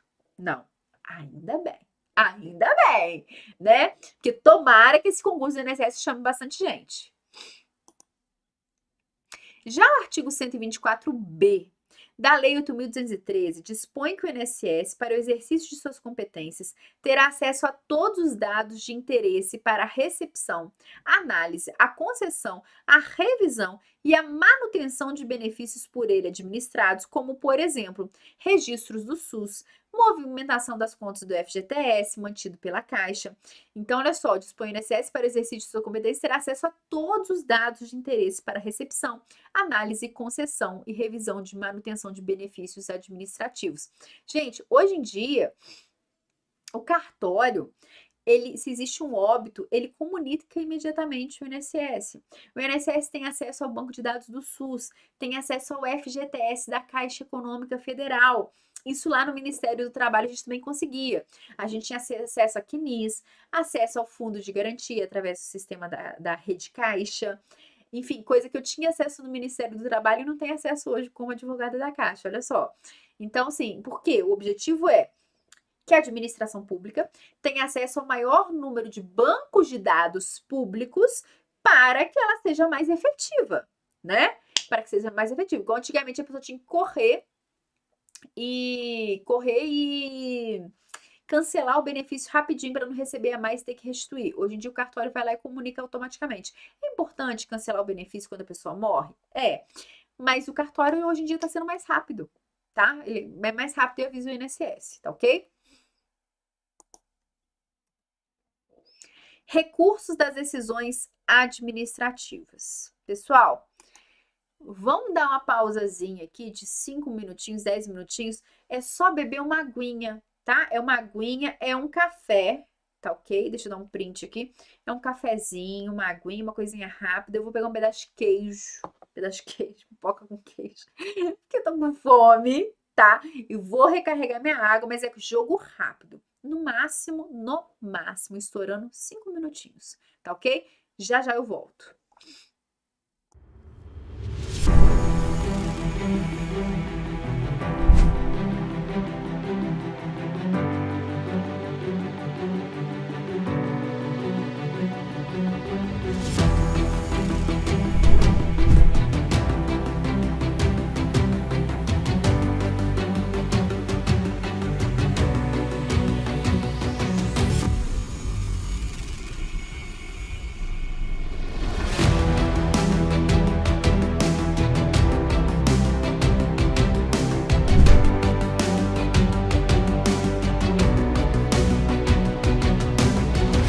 As pessoas já tiveram filhos, já fizeram isso, fizeram aquilo, e eu ali, 6 anos, né, larguei um pouquinho o lado pessoal para ir em torno de um sonho, né, ir atrás de um sonho. E se você perguntasse, hoje, a sensação que eu sinto nesse dia, 11 de junho de 2021, você faria tudo de novo, Jaqueline? Há 6 anos, você tomaria a mesma decisão? Eu vou te falar, eu tomaria. Antes de eu adquirir o Direção, eu só via vídeos gratuitos na internet, né? Mas eu vi que só com isso não seria suficiente para passar. Tá muito mais difícil passar hoje em dia, muito disputado. Aí eu comprei a assinatura do Direção. Estudei pelo PDF 2.0, porque eu já tinha visto algumas lives falando, eu gostei do material, muito interativo, já tem questões, já tem o PDF tudo junto. Então, eu na preparação para a PRF, eu estudei só pelo Direção mesmo. Não tem dessa de gênio, não. Quem está pensando assim está um pouco equivocado, né? Logicamente, tem sempre aqueles pontos fora da curva, mas, assim, em regra, a gente tem que se preparar com bastante antecedência, com foco mesmo, com dedicação, porque não é nada fácil. Mas é isso aí, né? A rotina é um pouco mais puxada pra gente que tem família formada, né? Filho, trabalha. Eu trabalho 8 horas por dia. Tenho 2 filhos pequenos, um de 2 anos e outro de 3 anos e 9 meses. Então, assim, não é nada fácil. Eu consegui estudar mais ou menos umas 3 horas líquidas. E no pós-edital eu estudava umas 4 no máximo, 4 e pouquinho. Nada muito além disso, porque a gente também tem que dar atenção aqui para a turma, né, Renato? Mas é bem puxado.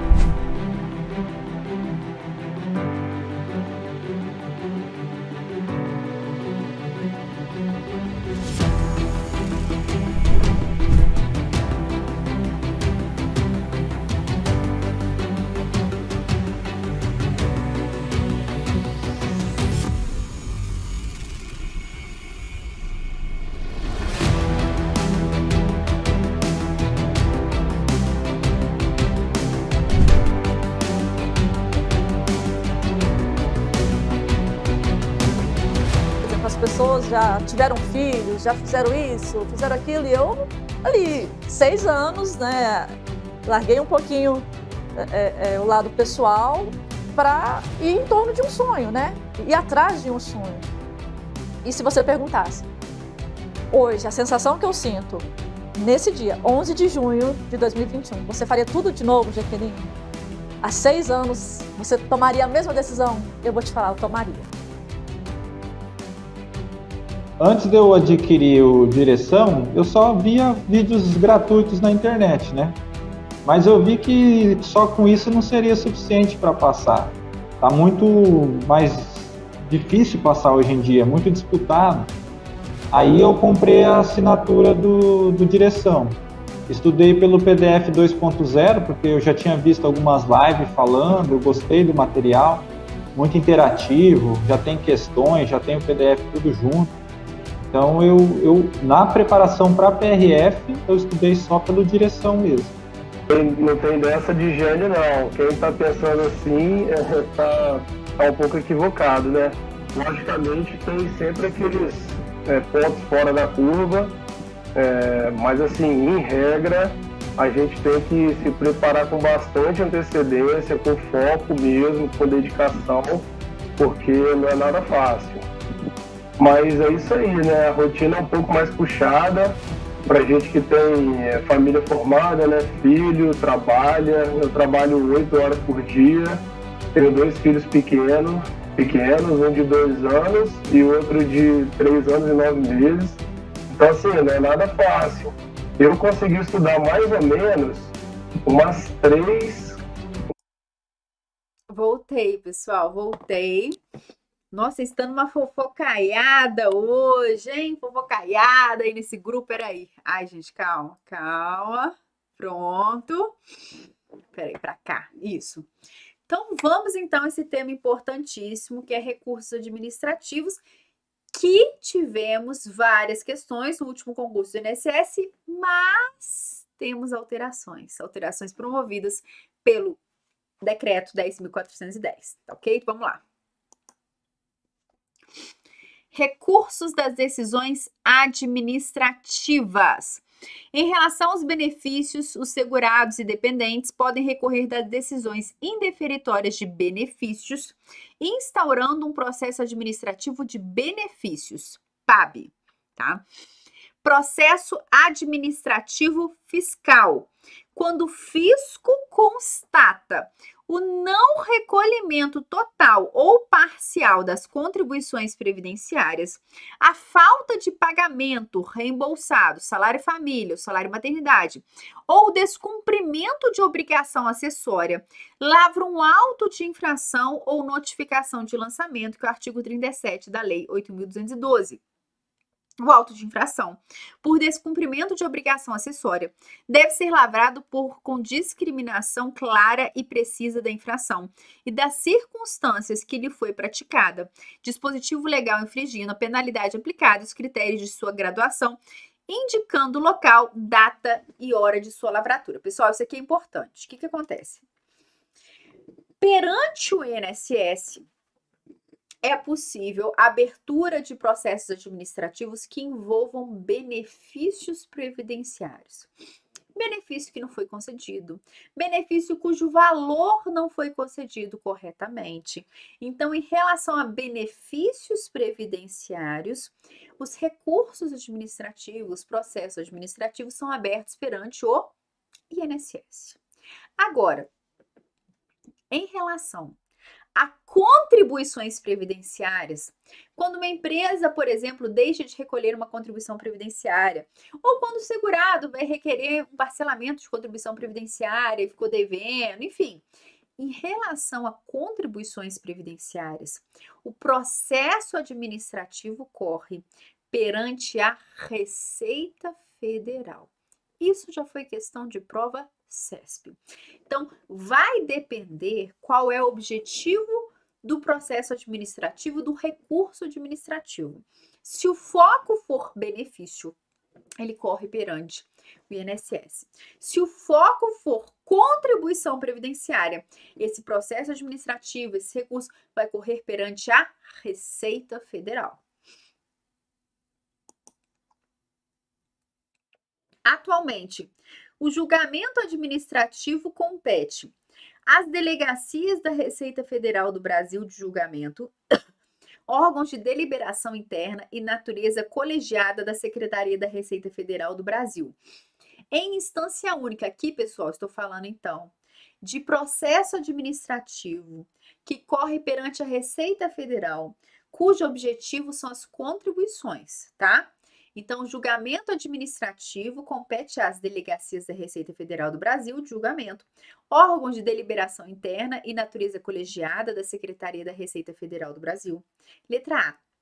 Em instância única, quanto aos processos relativos às penalidades por descumprimento de obrigação acessória e à restituição e ressarcimento, compensação, redução e isenção, imunidade de tributos e contribuições, bem como sistema integrado de pagamento de impostos e contribuições de mercadorias e das empresas de pequeno porte simples, e aos processos de exigência de crédito tributário de valor inferior a 50 mil. Assim considerado principal a multa de ofício. B. Em primeira instância, quanto aos demais processos. 2. Em segunda instância, ao Conselho Administrativo de Recursos Fiscais, CARF, órgão colegiado, paritário, integrante da estrutura do Ministério da Fazenda, com atribuições de julgar recursos de ofícios e voluntários de decisões de primeira instância, bem como recursos de natureza especial. Então, pessoal, no âmbito da Receita Federal, quando o tema aqui do recurso, tá, da insurgência, for contribuições previdenciárias, a primeira instância que julga esse recurso são as delegacias da Receita Federal.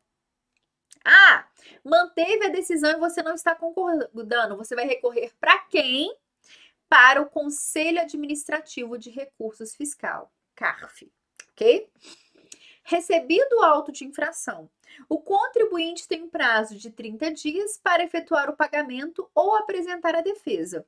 Decorrido esse prazo, será automaticamente declarada a revalia, considerando-se procedente o lançamento. O processo deverá, neste caso, permanecer no órgão jurisdicionante pelo prazo de 30 dias para cobrança amigável, após o qual o débito será inscrito em dívida ativa da União. No caso de impugnação parcial, a parte não impugnada deve seguir para a cobrança, enquanto a parte impugnada deve seguir para o julgamento da delegacia da Receita de Julgamento. O presidente da turma de julgamento da Delegacia da Receita Federal recorrerá de ofício ao Conselho de Contribuintes do Ministério da Fazenda, sempre que a decisão declarar indevida contribuição ou outra importância apurada pela fiscalização, revelar ou atenuar multa aplicada por infração a dispositivos deste regulamento. Das decisões das delegacias regionais de julgamento, das delegacias regionais, nos processos de interesse dos contribuintes, caberá recurso voluntário com efeito suspensivo dirigido ao Conselho de Recursos Administrativos Fiscais, CARF, situado em Brasília. Mantida a decisão pela DRJ, depois da análise da defesa apresentada, os contribuintes têm um prazo de 30 dias para a interposição de recursos para o CARF, contados da ciência da decisão. Decorrido o prazo sem que o recurso tenha sido interposto, será o sujeito passivo cientificado do trânsito em julgado administrativo intimado a regularizar sua situação no prazo de 30 dias, contados da ciência da intimação. Esgotados os meios de cobrança amigável, o processo será encaminhado ao órgão competente para inscrição em dívida ativa da União. Em caso de manutenção da decisão contrária ao contribuinte pelo CARF, a Secretaria da Receita insistirá por 30 dias na cobrança amigável, sendo depois o débito inscrito em dívida ativa. A Procuradoria tentará, então, executar o crédito previdenciário. Vejamos abaixo o fluxograma de processo administrativo fiscal, tá? 1, 2, 3 e já print na tela. Como é que funciona aqui a questão? Ah, teve alguma irregularidade no que diz respeito às contribuições previdenciárias. O que é feito? É lavrado um auto de infração pela Receita Federal. Desse auto de infração, A pessoa tem um prazo de 30 dias para recorrer para as delegacias regionais, tá? Se a pessoa não recorre, não apresenta, recorrer não, se defender, tá? Se a pessoa não apresenta defesa, vai existir uma cobrança amigável em 30 dias. Se pagou, extingue. Se não pagou, inscreve em dívida ativa. Lembrando que existe um valor mínimo para inscrição em dívida ativa. Se a administração pública julga que aquele valor é baixo, a dívida nem vai ser inscrita em dívida ativa, tá? Mas se o auto de infração, se a pessoa quer se defender, se a empresa quer se defender, tem 30 dias para apresentar a defesa. Se o auto de infração for julgado improcedente, extingue. Se for julgado procedente, a pessoa que não apresentou defesa, se ela pagou, vai extinguir. Se ela não pagou, vai para a dívida ativa. Se desse auto que foi julgado procedente, ela pode ainda apresentar uma outra defesa para o CARF. Então, primeiro, ela apresenta uma defesa para a delegacia regional. Se a delegacia regional mantém o auto de infração, né, que está cobrando uma determinada contribuição previdenciária, ela pode recorrer para o CARF.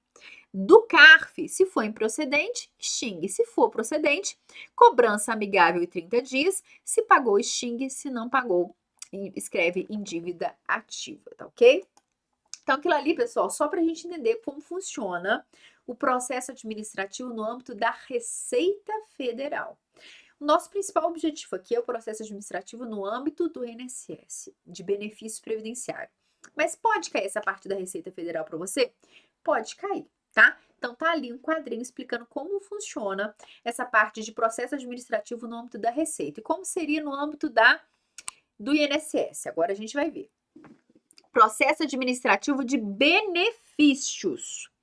O julgamento dos recursos contra as decisões do INSS é de responsabilidade do Conselho de Recursos da Previdência Social, integrante da estrutura do Ministério da Previdência Social, órgão colegiado de controle jurisdicional das decisões do Instituto Nacional do Seguro Social nos processos de interesse dos beneficiários. Das decisões do INSS nos processos de interesse dos beneficiários, cabe recurso para o Conselho de Recursos da Previdência Social. Então, vamos lá. O que seria, então, o Conselho de Recursos da Previdência Social? Isso aqui é muito importante, pessoal. Isso aqui é muito importante. E como vocês podem observar, nós tivemos alteração recente em 2020. Então, olha só. O julgamento dos recursos contra decisões do INSS é responsabilidade do Conselho de Recursos da Previdência Social, que integra o Ministério da Previdência Social, órgão colegiado de controle jurisdicional. Então, vamos lá. O Conselho de Recursos da Previdência Social compreende os seguintes órgãos. Vamos lá. Primeiro, junta de recursos com a competência para julgar os recursos das decisões proferidas pelo INSS nos processos de interesse dos seus beneficiários. Os recursos das decisões proferidas pelo INSS relacionados à comprovação de atividade rural do segurado, especial de que trata o artigo 38b, ou até as demais informações relacionadas ao CNIS, de que trata o artigo 29A. Os recursos de decisões relacionadas à compensação financeira, de que trata a Lei 9.796. As contestações relativas às contribuições do FAP aos estabelecimentos da empresa. Os recursos relacionados aos processos sobre irregularidade verificadas em procedimentos de supervisão e de fiscalização dos regimes próprios de previdência social e os processos sobre apuração de responsabilidade por infração às disposições da Lei 9.717. Então, pessoal, olha só. A pessoa teve uma decisão do INSS que ela não concorda, tá? E o INSS indeferiu determinado benefício. O que ela vai fazer? Ela vai recorrer. Qual que é a primeira instância de recurso? É a junta de recurso. Então, daquela primeira decisão do INSS, é possível recorrer para as juntas de recurso, tá ok? Juntas de recurso. Daí, a gente vai ver que tem um outro órgão que é a próxima etapa, tá ok? Atenção especial, pessoal, a letra E. Os recursos relacionados aos processos sobre irregularidades verificados em procedimentos de supervisão e de fiscalização dos regimes próprios de previdência social e os processos sobre apuração de responsabilidade por infração às disposições da Lei 9.717. Asterisco na frente da letra E. Por quê? Porque aqui fala de processos de irregularidades no regime próprio de previdência social. Então, as juntas de recurso, ela vai ser responsável pelos recursos relacionados ao regime próprio. Irregularidades existentes no regime próprio de previdência social. Isso aqui é muito interessante, tá? Não deu certo? O pessoal até brincou no chat, junta tudo e joga na Câmara de Julgamento. Então, primeiro você recorre para as juntas. Se não deu certo, a próxima etapa, Câmaras de Julgamento, com sede em Brasília, Distrito Federal, com a competência para julgar os recursos interpostos contra as decisões proferidas pelas juntas de recurso. 4. Conselho Pleno, com a competência para uniformizar a jurisprudência previdenciária, mediante enunciados, podendo ter outras competências definidas no regime interno do Conselho de Recursos da Previdência Social. A quantidade de juntas de recursos e de câmaras de julgamento do Conselho de Recursos da Previdência Social será estabelecida no decreto que aprovar a estrutura regimental do Ministério da Economia. Então, o número de juntas, quantidade de juntas de câmaras será estabelecida em decreto.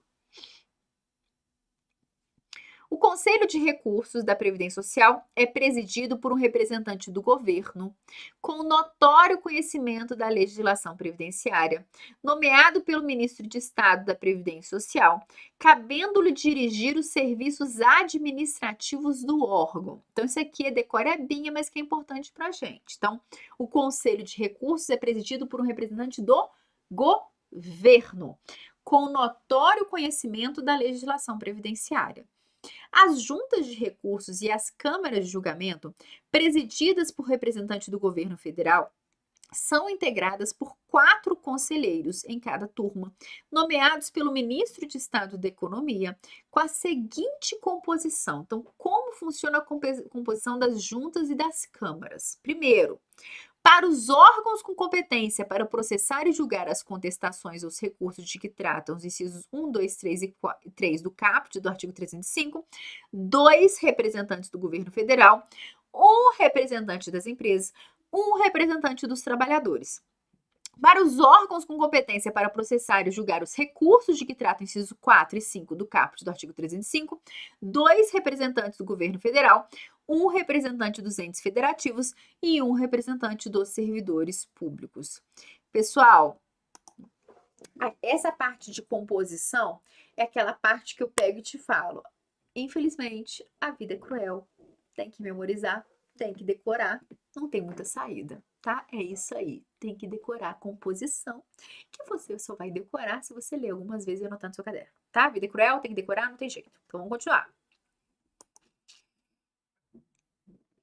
Em relação às decisões do INSS contrárias aos interesses dos beneficiários, é garantido o prazo de 30 dias para a interposição de recurso às juntas de recursos do CRPS. Então, o prazo aqui é 30 dias para a interposição de recurso. Então, indeferiu o benefício, você não concordou? Você tem 30 dias para recorrer à junta de recursos.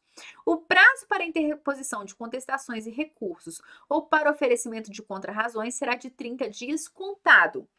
No caso das contestações, da publicação do Diário Oficial da União, das informações sobre a forma de consulta ao FAP. No caso de recursos, da ciência da decisão. No caso de contrarrazões, da interposição do recursos. O INSS deve analisar o processo antes de enviá-lo à junta, podendo inclusive reformular totalmente a decisão em favor do recorrente, hipótese em que o processo não será encaminhado ao CRPS. Caso a reconsideração seja parcial, o processo seguirá à junta de recursos para que sejam analisados os pontos controversos. Então, notem que o INSS, se você recorrer, o INSS pode reconsiderar a decisão, tá? Após a análise do recurso ordinário pela Junta, caso seja mantida a decisão contrária ao interessado, correrá prazo de 30 dias para a interposição de recursos às câmaras de julgamento do CRPS, contados da ciência da decisão. Este recurso é denominado recurso especial, de acordo com o artigo 30 do Regimento do Conselho de Recursos da Previdência Social, tá? Então, após o recurso pela Junta, caso seja mantida a decisão contrária ao interessado, correrá o prazo de 30 dias para o recurso às câmaras de julgamento.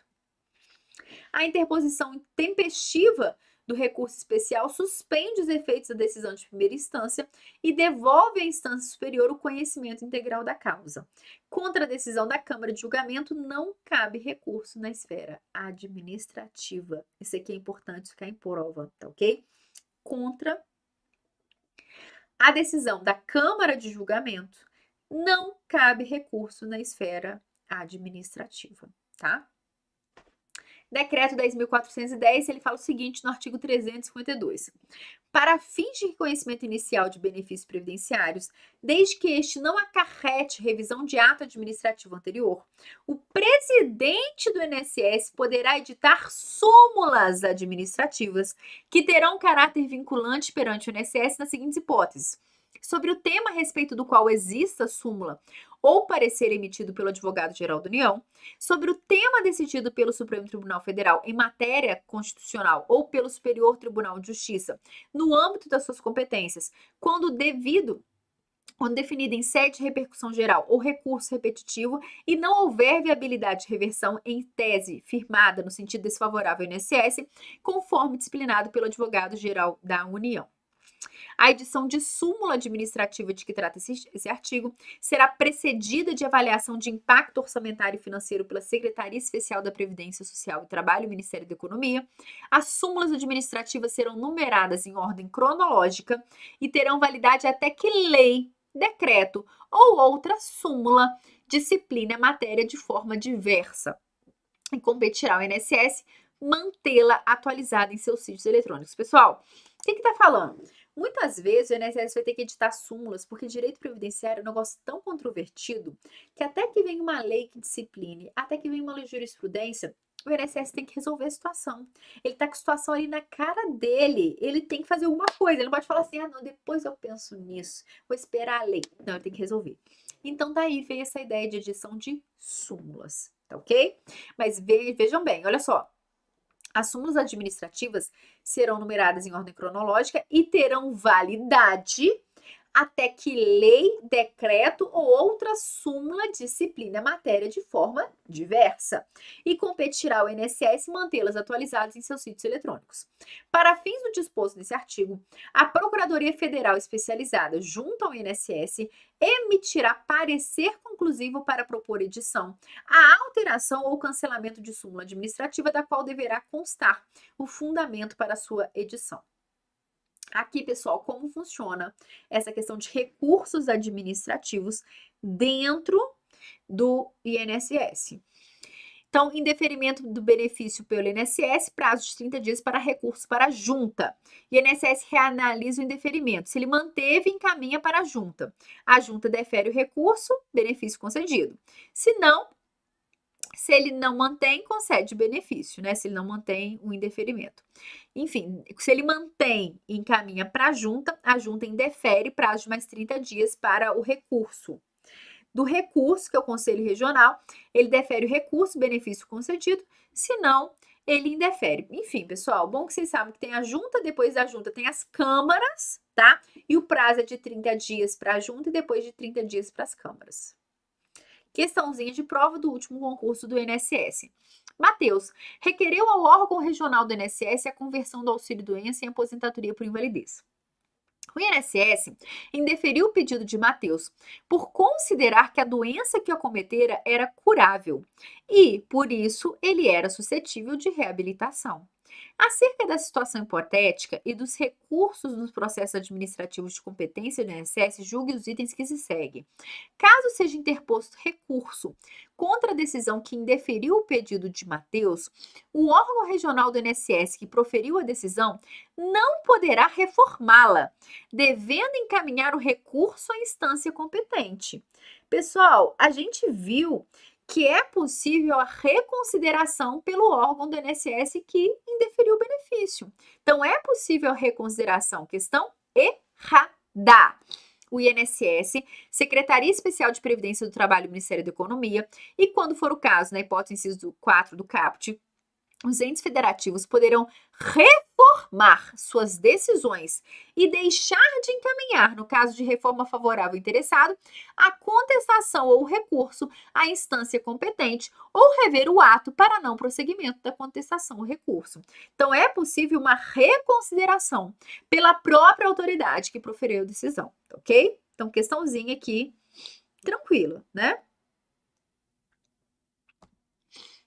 Outra questãozinha de técnico do INSS. Olha só como já foram duas questões, isso já é muito, tá? Sobre o mesmo tema dentro de uma mesma prova. Contra a decisão do INSS pelo indeferimento, Matheus poderá interpor recurso administrativo que será julgado em primeira instância pela Câmara de Julgamento. Errado. Em primeira instância pela juntas. Errado, de acordo com o artigo 303, parágrafo 1º, a competência para o julgamento do recurso de primeira instância é da juntas e não da Câmara. Olha só, pessoal. Questão fácil pra caramba. Pra você que acabou de ler a matéria, né? Então, super fácil. Onde é que eu quero chegar? Galera, na época, errou essa questão. Por quê? Era uma parte do edital que não se dava o devido valor, tá? Era um detalhezinho, era um pedacinho do edital que ninguém lia. O pessoal não ligava. Por quê? Era uma parte até então que os professores não tinham muito costume de falar em sala de aula, em videoaula, enfim, né? Que dependia muito da leitura da legislação seca para o candidato conseguir acertar. Hoje em dia, a gente já está mais atento a esse trecho da matéria, essa parte da matéria, porque foi cobrado no concurso, né? Nas minhas aulas eu sempre dei, ok? Mas é um trecho que o pessoal deixava para lá. Tá certo? Então, daí a importância da leitura da legislação seca. Você viu que é uma questão ridícula, é uma questão fácil que você acabou de estudar a matéria. Só que muita gente negligencia partes do edital. Talvez não partes do edital, partes da legislação seca. Por isso tem que ficar lendo a legislação seca, tá?